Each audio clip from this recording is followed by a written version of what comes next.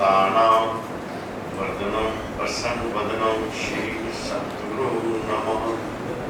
बंदो गुरु चरण सरोज मंगलयागान जय सेवक नर होते हैं भव सागर से पार। गुरा जी के सिमरण मात्र से नाशित विघ्न अनंत ताते सर्व आरंभ में ध्यावत है संसद। अपने अपने हृदय में सद्गुरुदेव जी का पावन ध्यान करते हुए सभी जय घोष करेंगे। बोलो जयकारा साचे दरबार की जय। श्री नगरी निवासी भगवान की जय।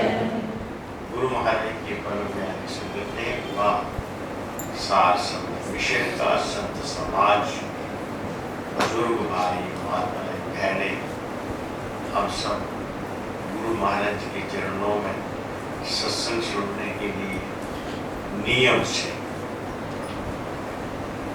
महीने सवा महीने कभी 1.5 महीने में एक सत्संग हो जाता है, जिसमें कोशिश आपकी भी रहती है कि हम इस सत्संग पर जरूर पहुंचे,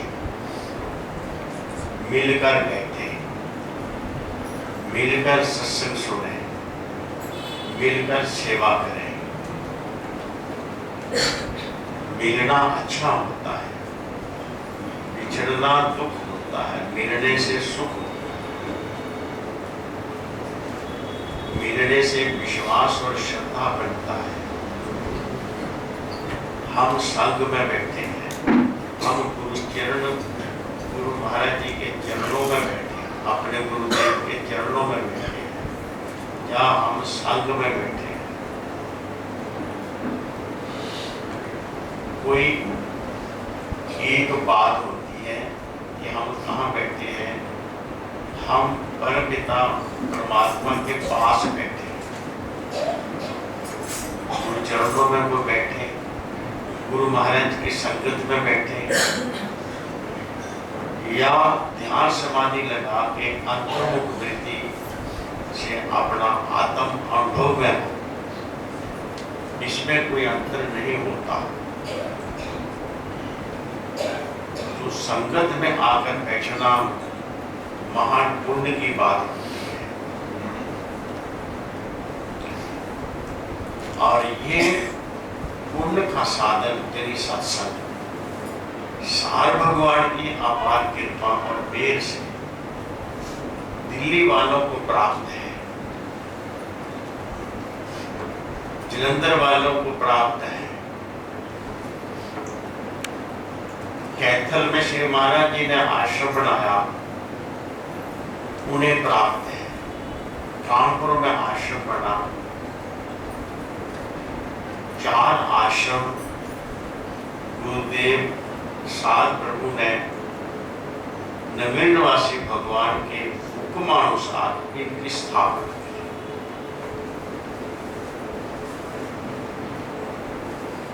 साधन जुटाना तो ठीक है, साधन से लाभ उठाना बड़ी बात है। और जो हमको लाभ हुआ उस लाभ को बनाए रखना, सेफ रखना, ये और भी बड़ी बात है।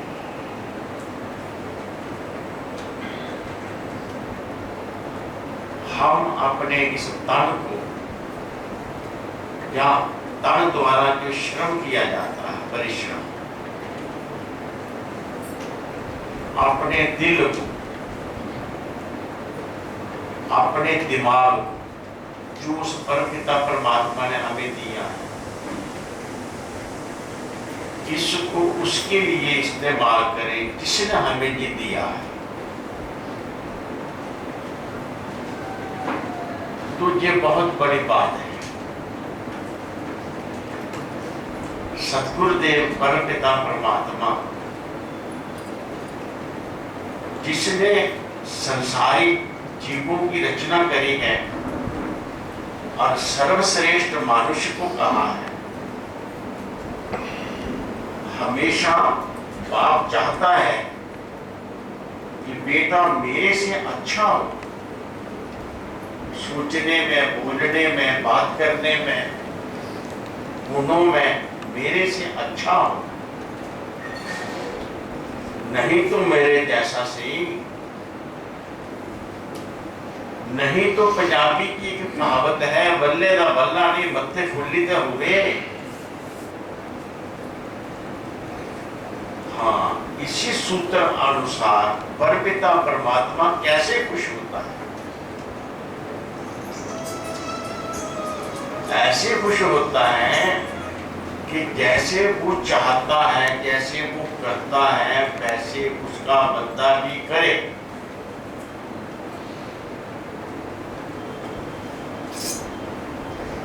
एक छोटे से उदाहरण कहानी द्वारा मैं बताता हूं, कोशिश करता हूं कहने की कि वो परमपिता परमात्मा हमारे लिए क्या करता है और हम उसके लिए क्या कर रहे हैं। कुछ करने के लिए शरीर मिलता है, शरीर में कर रहे हैं, इसलिए शरीर करता। ईश्वर हमारे लिए क्या करता है हम वो नहीं देख सकते। हम जो करते हैं हम उसके अभिमान से नहीं बच सकते। ये बात ध्यान रखना।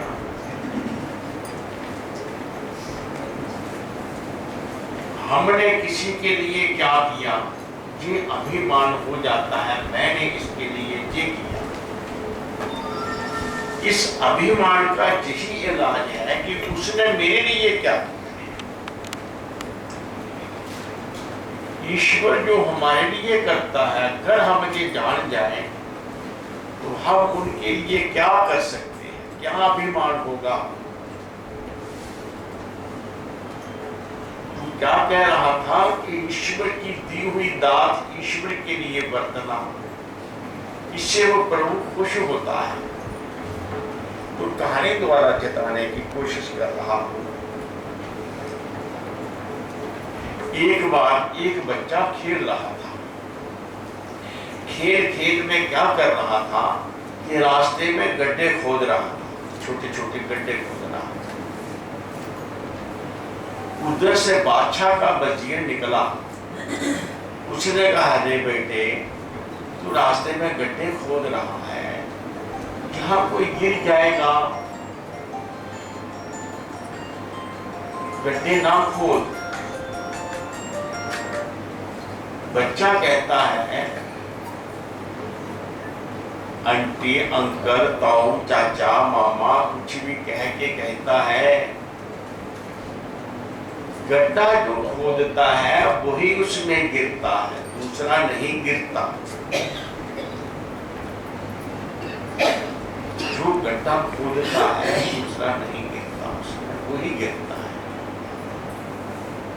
यानी इंसान अपने कर्म का फल आप ही पाता है, दूसरे को वो नहीं भोगना पड़ता। वजीर बहुत खुश हुआ। उसने कहा, कमाल की बात है, इसका दिमाग, इसकी सोच। उसने कहा, बेटे तू मेरे साथ चलेगा, मेरे पास रहेगा, मुझे तो बहुत अच्छे लगते हो, चल तो हमारे पास रहना। बच्चा कहने लगा, मैं अपने मालिक के पास रहता हूं, मेरा मालिक बहुत अच्छा है, आप इतने अच्छे कैसे बनोगे। दूसरा, चल मेरे पास, मैं तेरे से प्यार करूंगा, तुझे अच्छा खाने को दूंगा, अच्छा पहनने को दूंगा। कहता, अच्छा चलो ये बताओ, मेरी शर्तें मान लो और मैं चलूंगा। क्या देख, मैं बढ़िया से बढ़िया भोजन खाऊंगा जो मेरा दिल करेगा, आपको कुछ नहीं खाना।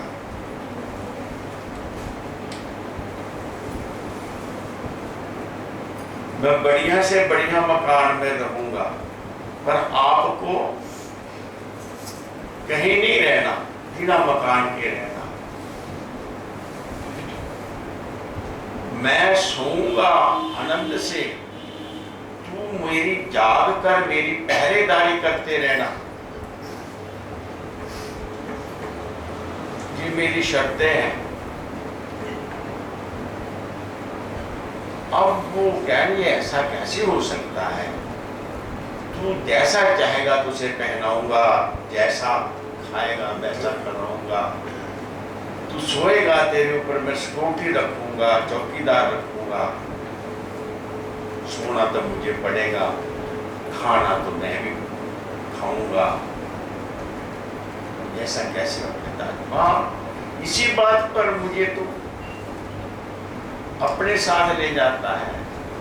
मेरा मालिक कैसा है, मैं सोता हूँ तो वो जागता है, वो मुझे खिलाता है तो कुछ नहीं खाता, वो दिन रात मेरे कार्य में लगा रहता है,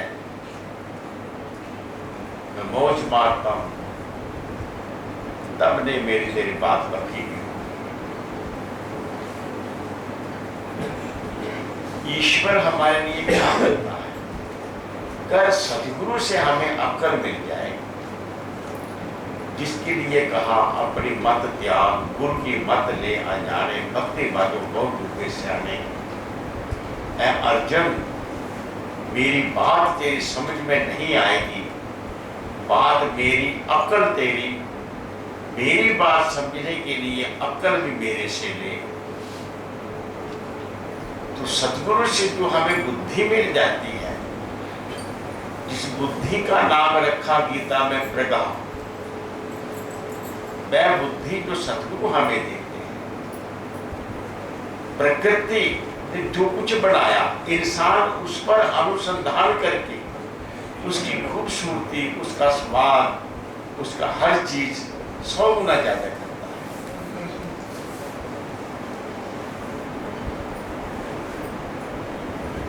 इसी प्रकार गुरुदेव इंसान को ऐसा बनाते हैं कि जी जान जाए अपने मार्ग। दुनिया की हर शक्ल देखता है, हर आवाज सुनता है, हर स्वाद लगाता है, परंतु कभी इसने अपने आप को देखा, अपने आप को सुना, अपने आप से कभी रिश्ता बना नहीं। सदगुरु वह बुद्धि देते हैं जो वापस हमें ऐसे अपने आप को जताती है जैसे शीशा हमारा मुंह दिखा देता है। ऐसे सदगुरु की कृपा। इसीलिए हमें क्या करना चाहिए? ईश्वर ने जो दिया हमें, उसको गौर से देखें और समझें, और उस दाता की तरफ हमारा ख्याल जाए तो अच्छा।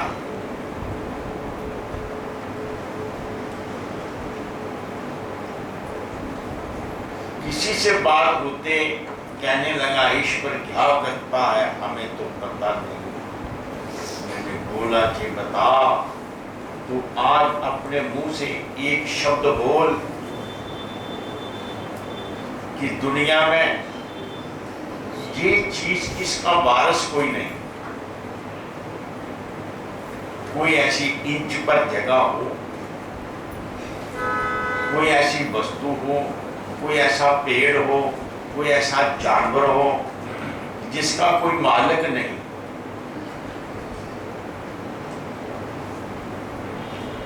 है कोई? चलो छोड़ो, आज आप एक बंदर को मारो, आपके थाने रिपोर्ट हो जाएगी कि इसने बंदर को मारा। तो आपको पता है कि बंदर को मारना जुर्म है, उसका भी कोई मालिक है। आज आप एक पेड़ को काट दो बिना पूछे, आपकी रिपोर्ट हो जाएगी। पेड़ काटना मना है, पहले इजाजत लो उस गवर्नमेंट की, फिर पेड़ को काट सकते हो। ये सब कुछ के मालिक है, पूरा करकट के बैग कोई मालिक होता है। तो आप सोचो हमारा क्या बिना मालिक के है, हमारा भी मालिक है या लावारिस है। जो बुद्धि ये महसूस कराए वह बुद्धि सतगुरु से मिलती है, सत्संग से मिलती है। कहाँ मिलती है? सतगुरु से वह बुद्धि मिलती है और कुछ नहीं। बात इतनी सी है।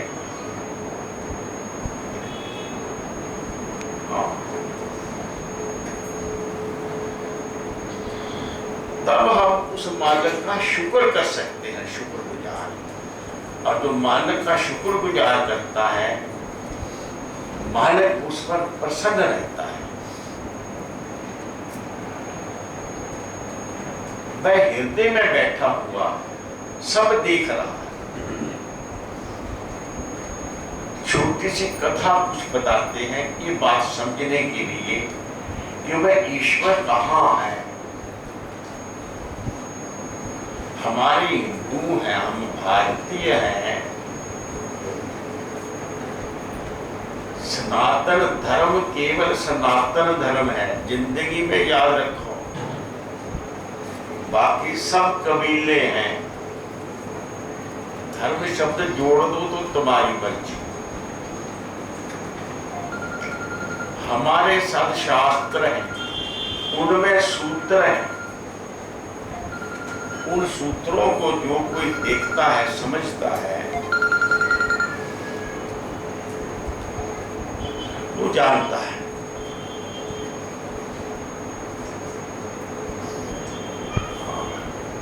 तो क्या मालिक है, सबका मालिक है। उस मालिक को जानना पहचानना।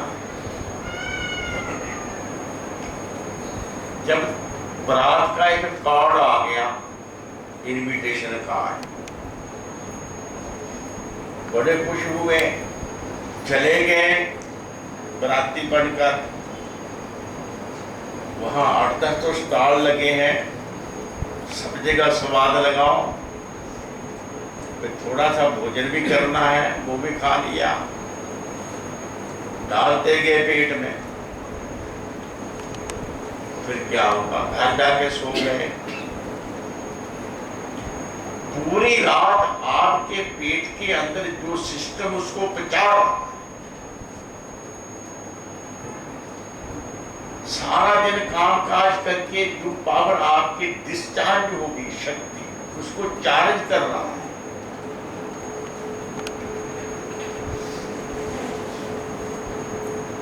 वो सिस्टम, वो पावर, वो किसका बना हुआ है? कभी सोचा ईश्वर क्या करता है?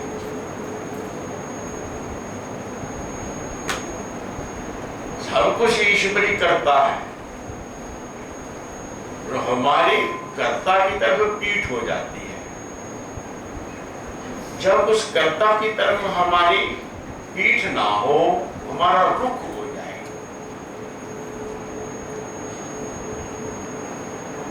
तो वो दूर नहीं, वो पास है, तुम्हारे अंग संग बैठा हुआ है, वो सब कुछ कर रहा है। और उसको अपने मालिक को ना जानने वाला, खुद करता खुद मालिक, आप ही मालिक बनने वाला को एक बीमारी लगती,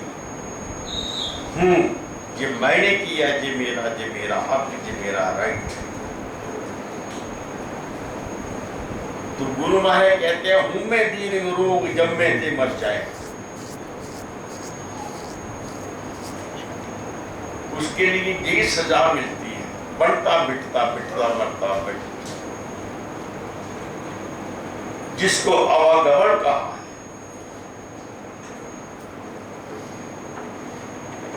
वो तो खैर उम्र भोग कर मरता होगा, फिर जन्म लेता होगा। दिन में कितने बार हमारा दिमाग उल्टा सीधा होता है। अब दुख, अब सुख, अब मान, अब अपमान, अब भूख, अब प्यास। बंदा क्या कह रहा है, मैं नरकड़ी देखा। अरे यार नरकड़ी तो देखा, बता तुझे कौन सा नरक दिखाओ, बाहर वाला या अंदर वाला? मैं बताऊंगा तुझे नरक। नरक में बड़े बड़े गंदे कुंड रखे हैं, जीव को उनके अंदर गोते लगवाता है ऐसे।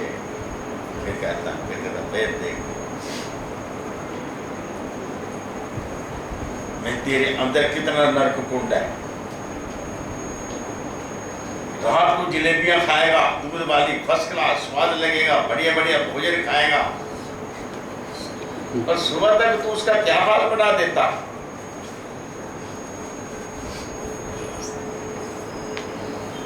कहता सबको होता है। कहाँ सबको होता है? जो गाय सुबह गोबर देती है वो कितना पवित्र होता है। गाय जो गोबर देती है वो कितना अमृत होता है, पता है किसी को? गाय का गोबर अपवित्र जगह है, वहां लेपा ले तो आप बड़े स्वाभिमान से उसमें बैठेंगे, पवित्र होगी जगह।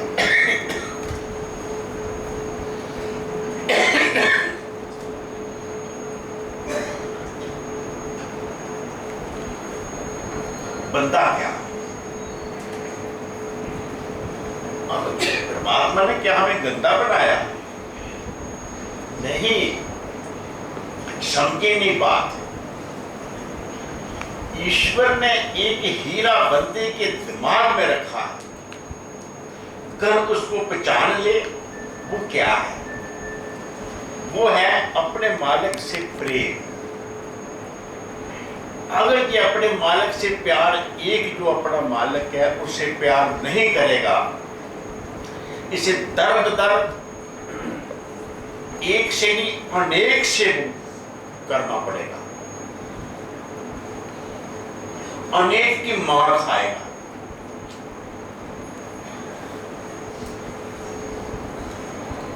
एक होने में सुख है, अनेक होने में दुख है। यही हमारी प्रीति। संसार का अनुभव महसूसात लेते लेते आंख कितने सीन अपने अंदर घुसेड़ देती दिमाग में, कान कितने शब्द हमारे दिमाग में भर देते हैं, जीभा कितने रस लेकर अपने दिमाग में बड़ी बड़ी फाइलें बना देती है। पांच भूत, पांचों ज्ञानेंद्रियां ये महसूस करके कितने डिजायर और इच्छाएं पैदा हो जाती हैं। उन इच्छाओं के पीछे भाग भाग कर ना सिकंदर का पेट भरा, ना रावण का पेट भरा। बोलो, एक मिलिट्री वाले से गलती हो जाती है, उसके सिर पीठ पर पिट्ठू बांधा जाता है और उसको खूब दौड़ाया जाता है, दौड़ दौड़ दौड़ दौड़ दौड़। और जब वह तौबा कर देता है, कहते हैं आइंदा ना जी गलती करना। बताओ, हमारा भी कोर्ट मार्शल नहीं हो रहा क्या? सुबह से शाम तक हम कितने कितने क्या क्या हाल होता है हमारा। रात को नींद नहीं आती, कितने चिंता और फिक्र लगे हुए हैं, हमारा दिमाग कितना फैला हुआ है।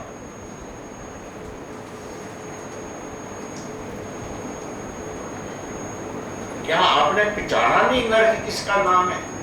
आवागमन का दुख किसको कहते हैं? जब ये अनेक से एक हो जाएगा, वो केवल सत्संग और सतगुरु, सतगुरु की सेवा और नाम जपना और वो परमपिता परमात्मा जो सबके अंदर बैठा हुआ है,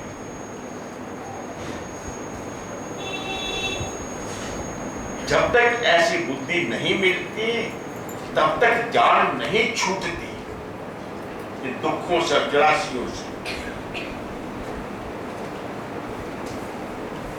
एक छोटी सी बात उपनिषद में सूत्र की बात में बता रहा था, भूल गया था। अब फिर मैं आपको बता रहा हूं, परमपिता परमात्मा ब्रह्मा ने क्या किया, सृष्टि रची, सारे बुत बनाए,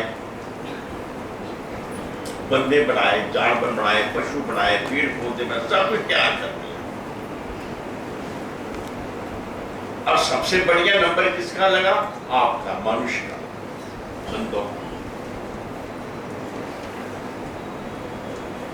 जब ईश्वर ने ये बंदा बनाया, बंदे के अंदर अपना प्राण डाले और बंदे ने देखा भगवान को। बताया बंदा क्या कहता है, बंदे की बुद्धि में क्या जंतर लाया परमात्मा, तुम्हें पता है?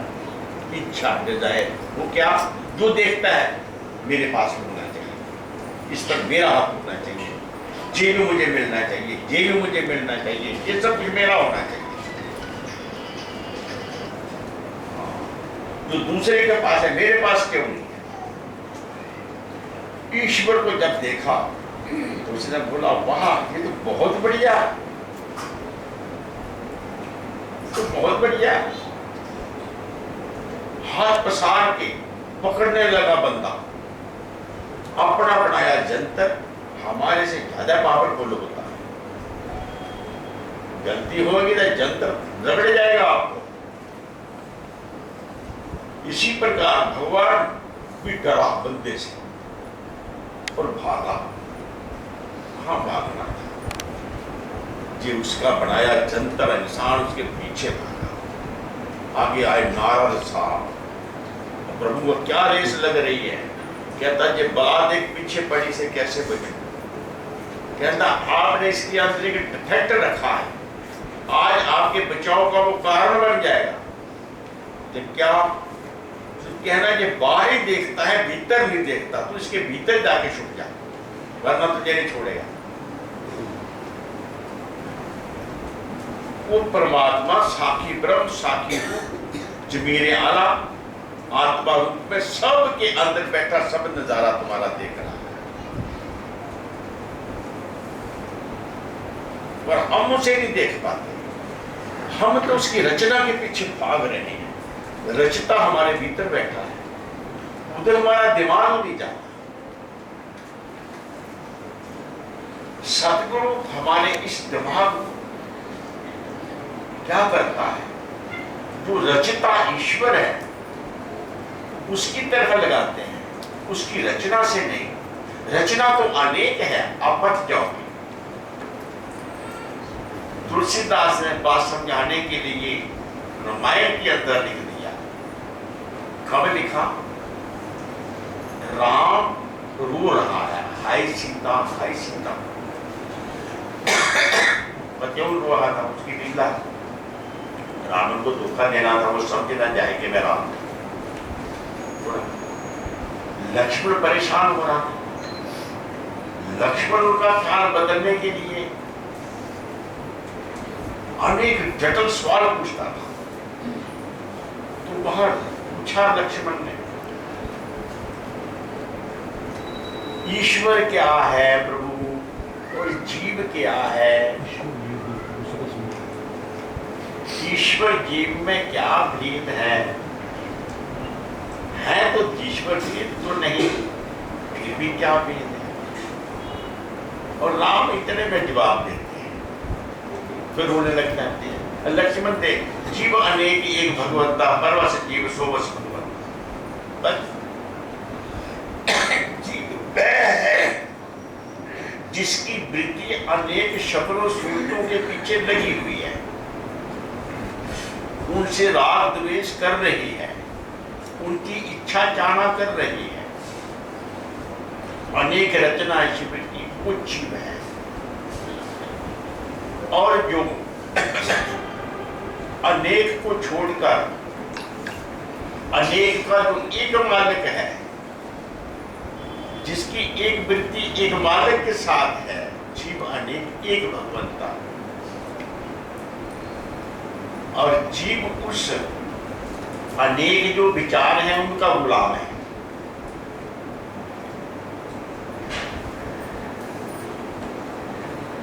अपने ख्यालों की आप गुलामी करता है, भटक भटकर मर जाता है, एक श्वास सुख का नहीं आता। ये जीव वृत्ति है। और जो अनेक से बचकर एक हो जाता है, उसकी वृत्ति अंतर्मुख होकर अपने मालिक को पहचानती है।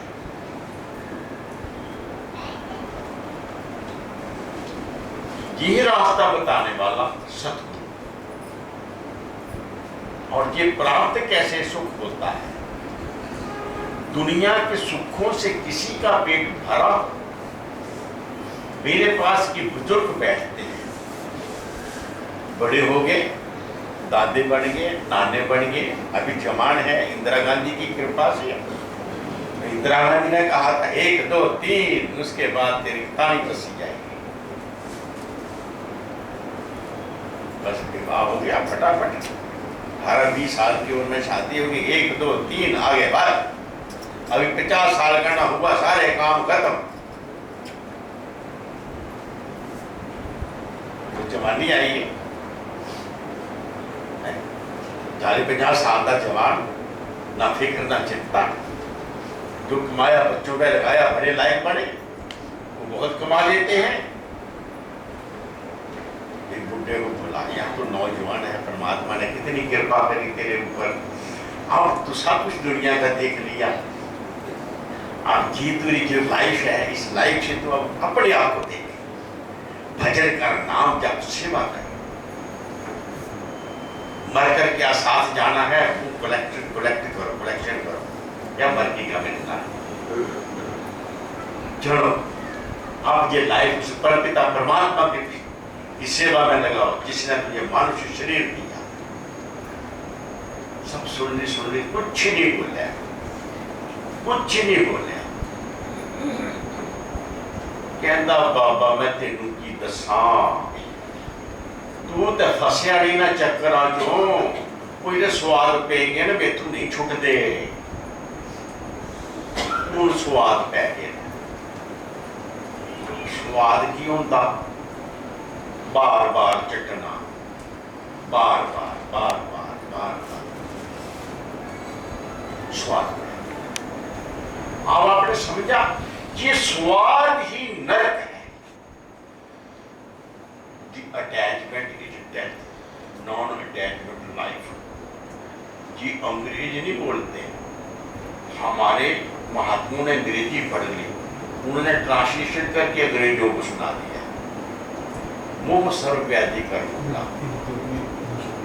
मोह, ये तो टच बोलते हो ना, टच, मोह, मोह सर्वव्याधि का, ये मोह, इसका नाम नरक है।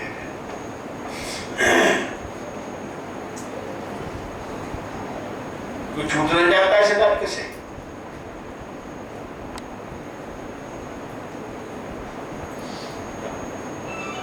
बस मैं एक सूचना कहता हूं आज, कि हमारे धर्म के अंदर अगर हम सनातनी हैं, तो इसमें मनुष्य के जीवन के 4 हिस्से बनाए हैं।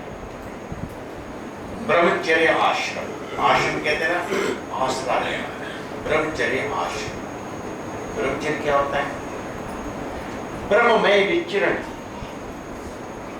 अपनी सोच ब्रह्म परमात्मा आत्मा में इस सोच को ले जाना। जैसे स्टडी में आप लगते हो, पढ़ाई में लगते हो, डिग्री कर लेते हो, ये कौन सा सब्जेक्ट है? मैं क्या हूं इस शरीर के अंदर? ब्रह्ममय आश्रम, ब्रह्मचर्य आश्रम, ब्रह्ममय विचरण। लोग पता नहीं क्या अर्थ लगाते हैं ब्रह्मचर्य, ब्रह्म प्लस विचरण, क्या बना? ब्रह्मचर्य आश्रम, सहारा। एक उस आत्मा परमात्मा का सहारा लेके संयम और नियम में जीकर दुनिया में रहने की कला सीखा, ये ब्रह्मचर्य आश्रम है। दूसरा आश्रम, अपने कुल का कर्जा अदा करने के लिए विवाह करना, खुद मर जाना है और पीछे बगीचे को हरा रखने के लिए पेड़ लगा के जाना है। एक दो बाल बच्चे पैदा करना है, उनको बढ़िया से बढ़िया उन्नत हो और ऐसे जैसे ईश्वर चाहता है वैसी वो जिंदगियां बने। ये हो गया गृहस्थ आश्रम। ब्रह्मचर्य आश्रम और गृहस्थ आश्रम में जो मैला हो गया चित्त, उस चित्त को अब धोना है और कुड़ी ने सौरे जाना है, उसको साफ सुथरे नए कपड़े गहने पवाने हैं। उसका मालिक आएगा, उसको ले जाएगा। कौन सी लड़की? तुम्हारी रूह। इसीलिए तीसरा आश्रम वानप्रस्थ आश्रम है। वानप्रस्थ में गुरु सेवा करके, नाम जप करके, सत्संग से, विचार से, तप से अपने अंतःकरण को ऐसा बनाना जो कुछ जिंदगी में किया दो आश्रमों में सब स्मृति भूल जाए, एक ही याद रहे।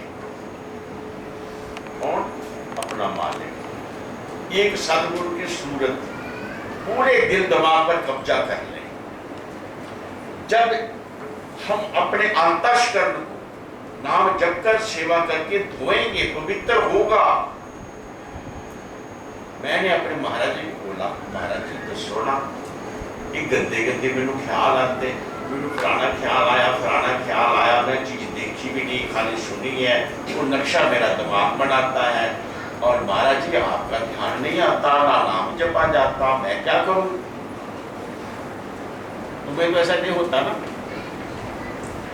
तुम बैठते हो तो गुरु महाराज का ध्यान और नाम ही रहता ना अंदर, और तो कुछ नहीं आता ना, कूड़ा करकट बोलते ही नहीं। आप तो गुरु जी को बता देते हैं, गुरु जी ऐसा।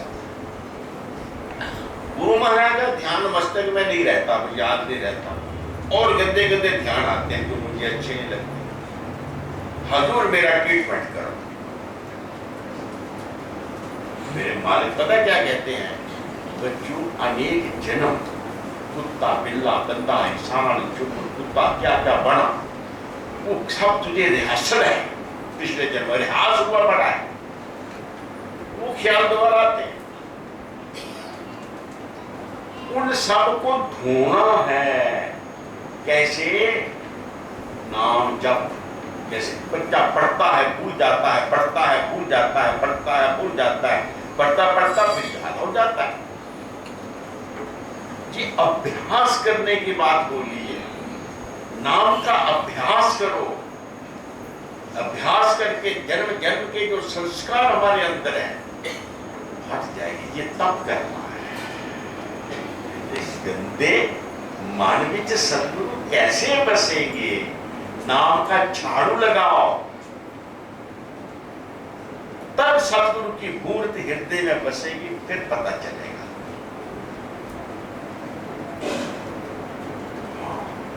तो कौन सा तीसरा आश्रम हो गया? वानप्रस्थ आश्रम। वानप्रस्थ आश्रम में गुरु सेवा करके, नाम जप कर, उस मान के समर्पण होकर, कईयों को, बुजुर्गों को मैं कहता हूं यार जिथे मर के जाना जिंदे चलो। अब गुरु महाराज को दौड़ के घर आना पड़ेगा तेन ले जाने वास्ते, तू पहले पहुंच जा। बड़ा मुश्किल। मरिया कोई मुक्त नहीं होता। जिंदे जी जो बन गए बन गए। गाड़ी चलती चलती जहां रुक गई वहां पहुंची, बात खत्म हो गई।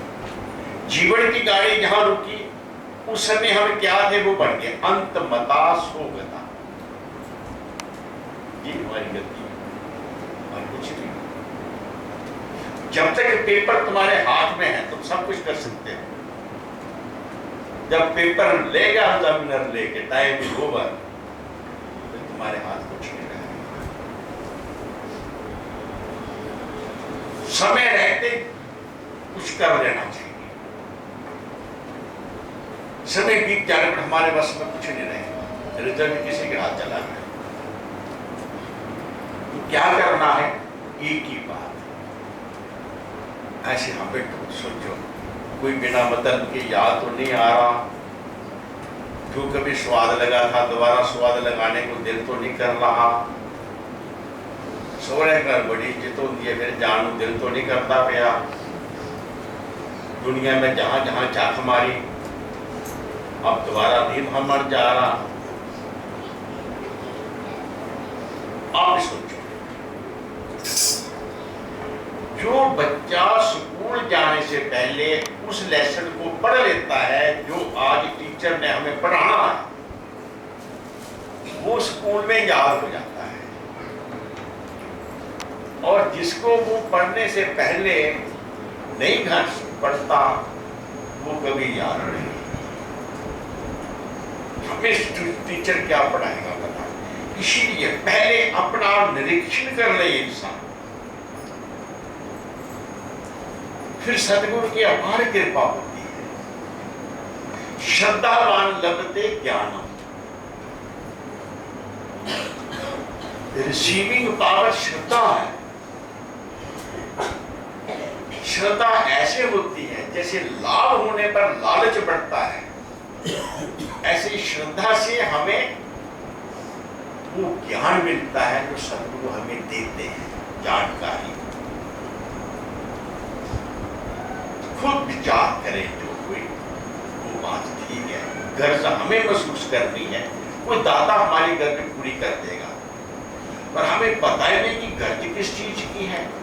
सारी उम्र तड़प तड़प के मर गए, जो जो हम अपनी प्यास बुझाना चाहते हैं, कौन सी प्यास सुख होगी, जो जो ये प्यास बुझाने का हमने प्रयास किया तो ये बढ़ती गई प्यास, बढ़ती गई प्यास।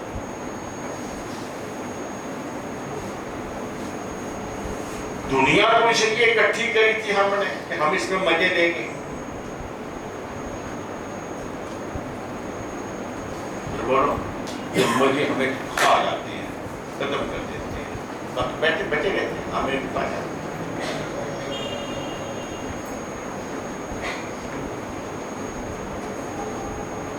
तुम्हारा वक्त खराब करना, सोचो समझो अपने जीवन की सफलता। यह आपको थोड़ा सा मैंने सत्संग सुनाया, सत्संग सुनाओ, लेकिन देर हो जाएगी अभी। क्या सुनाया? सत्संग सुनाया। क्या ये जीवन का लाभ उठाना है, वो क्या है? शांति, सुख, अखंड शांति, जिसमें कोई बिगड़ नहीं आता। सुखों में बिगड़ आते हैं, बनते बिगड़ते बनते बिगड़ते वो होते हैं सुख। शांति ना बनती ना बिगड़ती ऑलरेडी हमारे पास है। घर में सफाई बड़ी अच्छी होती है, गंदगी अच्छी नहीं होती, सफाई करना सहज रहती है। जब हम गंद को देख लेंगे, पहचान लेंगे, तब सफाई होगी। गंदगी यही है कि संसार का मोह, मोह मान, काम, क्रोध, मोह, लोभ, अहंकार इत्यादि वगैरह, इन्हीं को दुश्मन कहा है। और सदगुरु के जो जाए इसके इलाज के लिए सदगुरु जरूर उसकी सुनते हैं। बस इतना कह के मैं यहाँ रोकता हूँ अपना सत्संग। अभी हमारे ये श्री रवि जी ने मुझे कागज दिया, फिर मैं कुछ कहूँ। हाँ, यहाँ कुछ